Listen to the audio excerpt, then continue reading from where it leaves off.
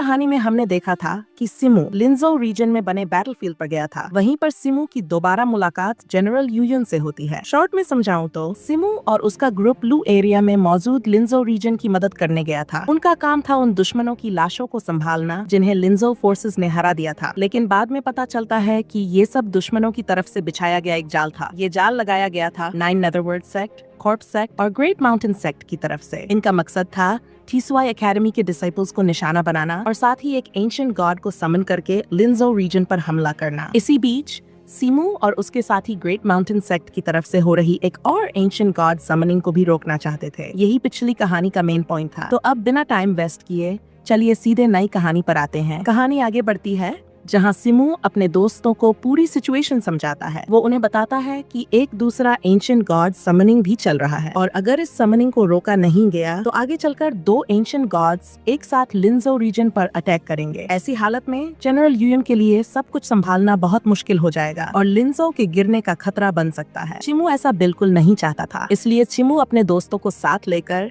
Great mountain sect के लोगों पर हमला करके इस दूसरे एंशिएंट गॉड समनिंग को रोकना चाहता है। और साफ साफ कहें तो इस समनिंग में उस वक्त 13 लोग शामिल थे। युआन शांग भी सिमू के इस प्लान से सहमत हो जाता है और सब तैयार हैं कि ग्रेट माउंटेन सेक्ट के इन लोगों को खत्म करना ही होगा। लेकिन उसी वक्त उनमें से कुछ लोग कॉन्फिडेंट नहीं थे क्योंकि जिन दुश्मनों से उन्हें लड़ना था वो शायद उनके रेल्म से ऊपर थे। हो सकता है वो पहले से ही वैन रैम सेक्ट लेवल पर हों। वहीं दूसरी तरफ सिमू और उसकी टीम खुद अभी भी 5 एलिमेंट्स रेल्म में ही थे। मतलब ताकत के मामले में वो थोड़े कमजोर थे। लेकिन सिमू ने सबको हिम्मत दी। उसने कहा हमें उन्हें हराना नहीं है, बस ग्रेट माउंटेन सेक्ट के लोगों को इतना घेर लेना है कि वो पलटकर अटैक ही न कर पाएं। अगर ऐसा हो गया तो जीत हमारी होगी। थोड़ा सोचने के बाद आखिरकार सब लोग सिमू के साथ ग्रेट माउंटेन सेक्ट के बचे हुए लोगों पर हमला करने के लिए राजी हो जाते हैं। इसके बाद सिमू और उसकी टीम अपना प्लान शुरू करती है। प्लान था ग्रेट माउंटेन सेक्ट के लोगों को कंफ्यूज करना। सबसे पहले आगे आते हैं चिलिन और हॉलिंग एयर। दोनों मिलकर ऐसा नाटक करते हैं कि चिलिन बीस्ट हॉलिंग एयर का शिकार कर रहा है। इससे ग्रेट माउंटेन सेक्ट के लोगों की सतर्कता कम हो जाती है और ये प्लान पूरी तरह कामयाब हो जाता है। ग्रेट माउंटेन सेक्ट के सदस्य की बॉडी ऑरा धीरे धीरे कमजोर पड़ने लगती है और तभी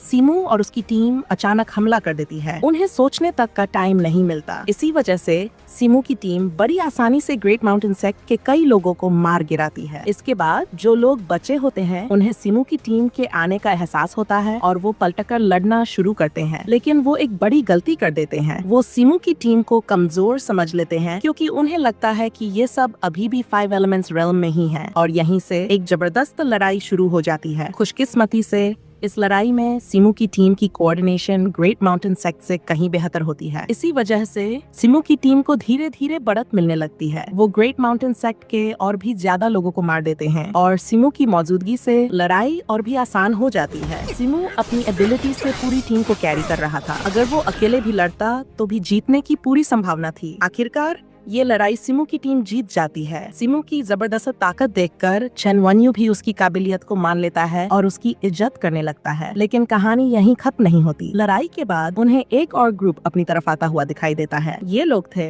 रेबल सेक्ट से, यानी ड्रैगन राइडर सेक्ट और बाकी दूसरे रेबल सेक्ट। ये लोग ग्रेट माउंटेन सेक्ट की लोकेशन ढूंढ रहे थे और इसी वजह से सिमू की टीम रेबल सेक्ट के घेरे में फंस जाती है। तुरंत सिमू अपनी टीम को आदेश देता है कि सब लोग ग्रेट माउंटेन सेक्ट के कपड़े पहनकर डिस्गाइज कर लें। डिस्गाइज पूरा करने के बाद सिमू और उसकी टीम रेबल शिप पर चढ़ जाती है। वहीं उनकी मुलाकात होती है रेबल फोर्सेस के लीडर से जिसका नाम है जेंड्रिए। यहाँ जेंड्रासिए बहुत गुस्से में था ग्रेट माउंटेन सेक्ट पर, या यूं कहें सिमू की टीम पर, क्योंकि उन्होंने अपना वादा पूरा नहीं किया था। वादा ये था कि 2 एंशिएंट गॉड्स समन किए जाएंगे, लेकिन अभी सिर्फ एक एंशिएंट गॉड ही मौजूद था जो लड़ाई का पासा पलटने के लिए काफी नहीं था। सिमू तुरंत सिचुएशन संभालता है और बहाना बना देता है। वो कहता है कि दूसरे एंशिएंट गॉड की समनिंग इसलिए फेल हो गई क्योंकि अचानक TSUW एकेडमी के डिसाइपल्स ने हमला कर दिया था। इसके बाद सिमू रेबल साइड से और खास तौर पर जेंड्रासिए से कॉम्पेंसेशन की मांग करता है। लेकिन जेंड्रासिए इस सोए ग्रेट माउंटेन सेक्ट ग्रुप से पहले ही बहुत निराश हो चुका था। उसका मानना था कि इन लोगों की वजह से बहुत बड़ी गड़बड़ हो चुकी है और अब उन्हें इसके कॉन्सिक्वेंसेस भुगतने ही होंगे। इसका नतीजा ये होता कि उन्हें मौके पर ही मार दिया जाता। इसके बाद जेंड्रासिए की फौजें आगे बढ़ती हैं। डालशी और जिन डालशी मिलकर चिमू और उसके ग्रुप को खत्म करने की तैयारी कर रहे थे। लेकिन तभी चिमू जिन डालशी को भरोसा दिलाता है कि वो लोग एक बार फिर एंशिएंट गॉड को अवेकन कर सकते हैं। जिन डालशी को इस बात पर यकीन नहीं होता क्योंकि उसे पता था कि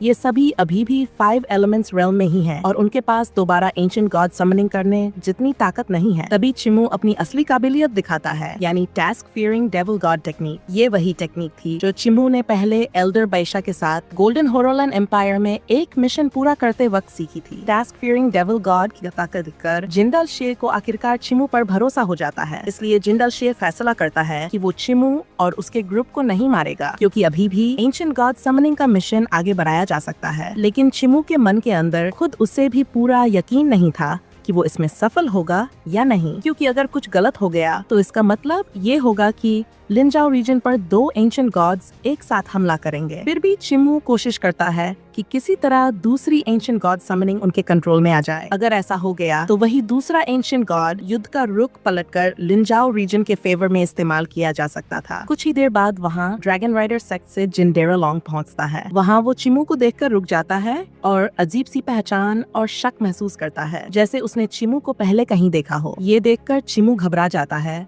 और शॉक में आ जाता है, क्योंकि उसे उम्मीद नहीं थी कि इतनी छोटी सी मुलाकात के बाद जिनडेरालोंग उसे याद रखेगा। तभी चिमू झूठ बोलता है और कहता है कि वो दोनों पहले मिल चुके हैं जब great mountain sect dragon rider sect के इलाके में आया था। ये झूठ जिनडेरालोंग की यादों से मैच कर जाता है, जिससे उसका शक धीरे धीरे खत्म हो जाता है। इसके बाद जिनडेरालोंग एक नया प्लान रखता है। वो जिनडैक्सी को सुझाव देता है कि ग्रेट माउंटेन सेक्ट के लोगों को थियनबो सिटी ले जाया जाए, वहीं थियनबो रीजन में एक और एंशिएंट गॉड को समन किया जाए, क्योंकि जिनडेरालोंग के हिसाब से यांका एम्पायर की रेनफोर्समेंट फौज जल्द ही थियनबो पहुंचने वाली थी। इस तरह थियनबो सिटी में एक एंशिएंट गॉड रखकर वो यांका एम्पायर की फौजों को प्रोटेक्ट कर सकते थे। जिनडैक्सी इस प्लान को मंजूरी दे देता है, लेकिन साथ ही जिनडेरालोंग, चिमू और उसके ग्रुप को धमकी भी देता है कि अगर वो एंशिएंट गॉड समन नहीं कर पाए, जबकि वो सब अभी भी 5 एलिमेंट्स रेल्म में ही हैं, तो उन्हें बहुत भयानक अंजाम भुगतना पड़ेगा। उधर लिनजो रीजन में हालात अब बेहद खराब हो चुके थे। लेफ्ट और राइट साइड से कॉर्प सेक्ट और 9 नेदर सेक्ट ने घेर लिया था और सामने से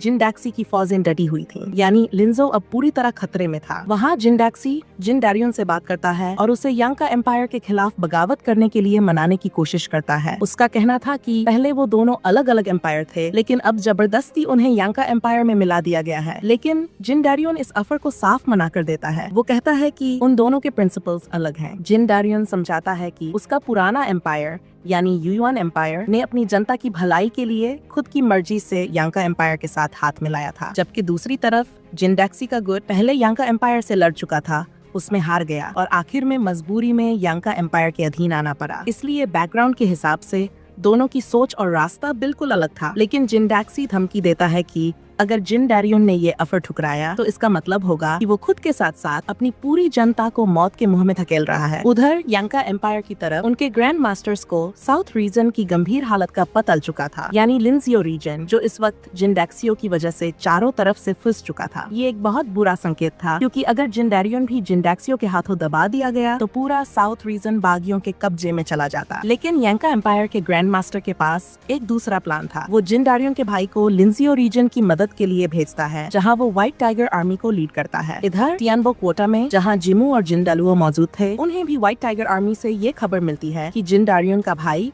लिनजियो रीजन की मदद कर रहा है। लेकिन ये खबर जिमू को परेशान कर देती है, क्योंकि यांका एम्पायर ने डायरेक्ट सपोर्ट नहीं भेजा था, जिससे लिनजियो रीजन और यांका एम्पायर के रिश्तों में दरार पड़ सकती थी। इसके बाद लेडी जिनडालुओ जिमू से पूछती है कि वो एंशिएंट गॉड को समन कैसे करेगा। जिमू जवाब देता है इसके लिए बहुत सारे बोन ऑल्टर्स चाहिए होंगे और ये शर्त पूरी नहीं हुई तो एंशिएंट गॉड समनिंग फेल हो जाएगी। जिमू ये भी सुझाव देता है कि अगर बोन्स कम पड़ जाएं तो अपने ही लोगों को मारकर बोन्स की संख्या बढ़ाई जा सकती है। जिनडालुओ जिमू की इस सलाह से काफी खुश दिखती है। इसके बाद बोन ऑल्टर पूरा कर लिया जाता है और जिनडालुओ जिमू को एंशिएंट गॉड समनिंग शुरू करने का आदेश देती है। इसी दौरान ये भी दिखता है कि जिनडालुओ को जिमू में कुछ ज्यादा ही दिलचस्पी है, क्योंकि वो बार बार उसे छू रही थी। फिर जिनडालुओ जिमू और उसके ग्रुप को अकेला छोड़कर चली जाती है, ताकि जिमू पूरी तरह एंशिएंट गॉड समनिंग पर ध्यान दे सके। वहीं युनकू जिनडालुओ से काफी डरा हुआ था, क्योंकि जिनडालुओ एक खून की प्यासी इंसान लगती थी और ऐसा लगता था कि उसे मर्दों में भी कुछ ज्यादा ही दिलचस्पी है। लेकिन यहाँ एक बात नोट करना जरूरी है, नॉवल वर्जन के हिसाब से जिन असल में औरत है,